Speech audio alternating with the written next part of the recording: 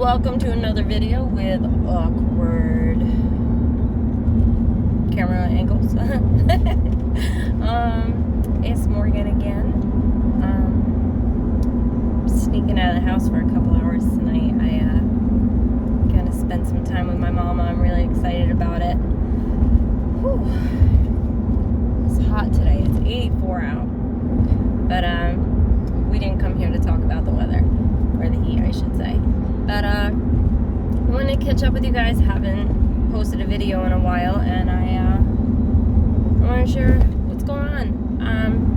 So far, we had a really good week last week.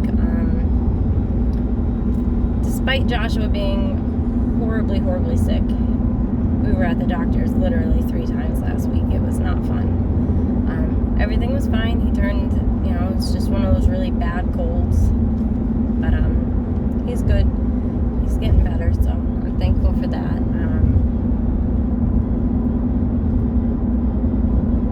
Our book got published, and it's in people's hands and houses, and I'm so excited and thankful for that.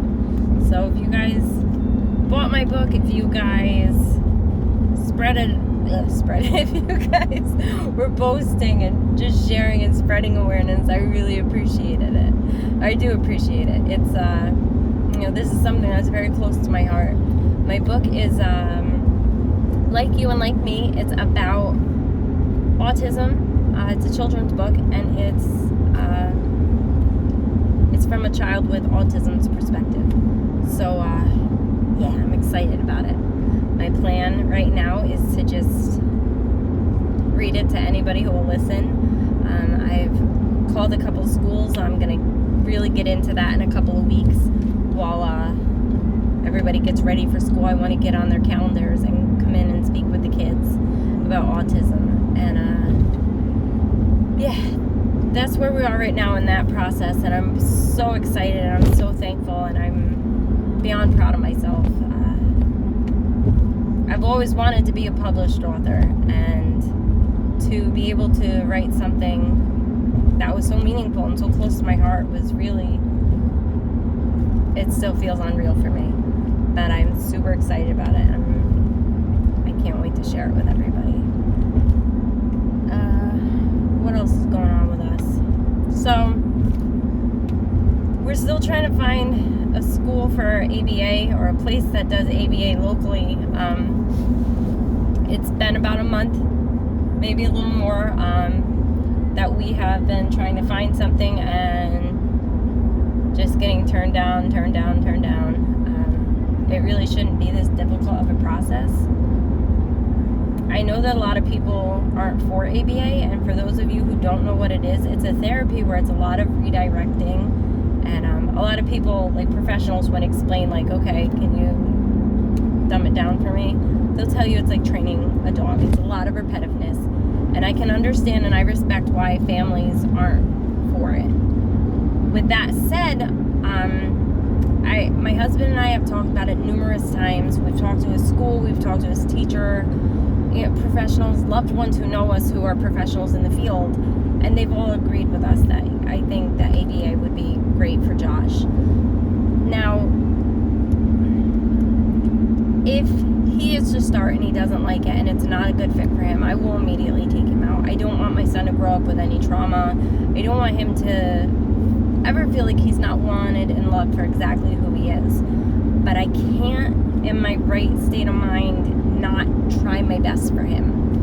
ABA could mean the difference between him being able to hold a conversation with somebody verbally. It could mean, it could really change his life drastically for the better. And I can't not try. And I respect everybody who's not for it, but I think in our case, I think it's in his best interest. I think about people with autism, and one of my favorites to come to realization and tell other people was that Albert Einstein was assumed to be autistic. And you think Albert, you think genius, brilliant. A lot of people, which is a huge misconception of autism, is that their IQ is not that high, which is false. It's not an intellectual thing. People with autism often do have higher IQs than those that don't. With that said, I wonder how many people with autism have other disabilities or something, like if it's the verbal thing that they have a hard time communicating. How often is it that their brilliance is just not being put out there because it's being hindered? It's a really sad scenario, and I think about how much we've missed out on. Like, how far are we lacking in advancements because these individuals haven't been given the proper tools and the help that they could be getting? What cures have we missed out on? What advancements? What leaders in the world? There's so many different options where people could have made such a difference, and that really breaks my heart. Now, I do believe when it comes to ABA that it depends on the professional that your child is working with. Not everybody's going to be a good fit for your family. And it would be really great if we were able to say, you know what, this person isn't a good fit, let's try this. Because a lot of the parents that I have spoken with too, and I've read their process and their stories, they've all said that it really depends on the therapist. But it's really frustrating and it's terrifying in my experience to know that I am so limited and possibly not at all. Like, I spoke to a relative of mine and I told her what was going on, and she did give me a number that I contacted, and I'm waiting to hear back from them to see if they could help us with ABA. But I was telling her, like, the only thing I've been able to find is an online program where I have to pay them $2,000. I get to speak with them once a week, and I'm in a Facebook chat if I have questions with other parents and a counselor. But I'm the therapist meeting with them once a week. Like that. And they only meet with you for 3 months, once a week. So that's how many visits. Not a lot. But, like, that's it. That's the best we can do for these kids. And, I can't accept that. We need to do better for these kids. We need to do better. It's just really not fair. I also want to bring up, while we're on here, if you're seeing my content, whether it's on Facebook, Twitter, or not Twitter, I don't know why I always say Twitter, I don't have Twitter, Facebook, TikTok, wherever you may see me, if you have any questions, please feel free to reach out to me. And but remember, I am by far no means a professional. I just do a lot of research and a lot of trial and error. But you're not alone. I will be here for support for you. I know what it's like to be a parent and not have that support, and it's terrifying. I think something that's really great in the autistic community, at least for the parents, not all of us, but a lot of us, is how supportive we can be to each other. Because how many times have you not slept and you've went and told your friend, like, I can't go out, I'm so tired tonight, or I can't do this, like, I'm really just tired. And their excuse is, well, I'm tired too, but I'm going. It's like, but you haven't not slept for 2 years straight. Like, we're not on the same level of tiredness here. But, and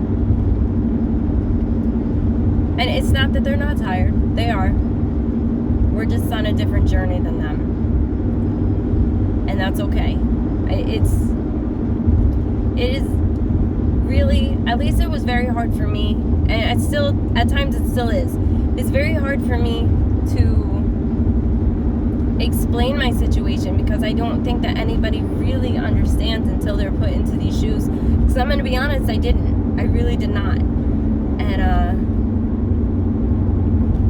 I have a hard time remembering that. I do. And it's something I'm working on. But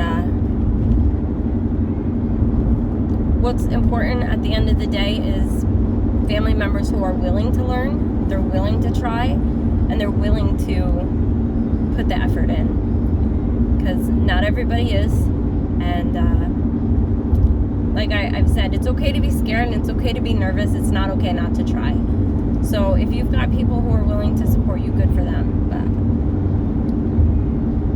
if not, please feel free to reach out. You're not alone. I'm here if you're a man and you want to talk to my husband, you're comfortable with that. He's a great listener and he gives great advice. He is the best. He's such a great hands-on dad. I could go on all day about what a wonderful person my husband is. But if I didn't think that, he wouldn't be my husband, so he's a good one. Eventually I'm going to get him on camera. He's a good one. He's got some good advice. But on that note, I think I'm going to end our video. I don't have too much to talk about at this time. So I hope you guys are all well. I hope you guys are doing good. And I'll catch you guys on our next one. Stay safe, guys.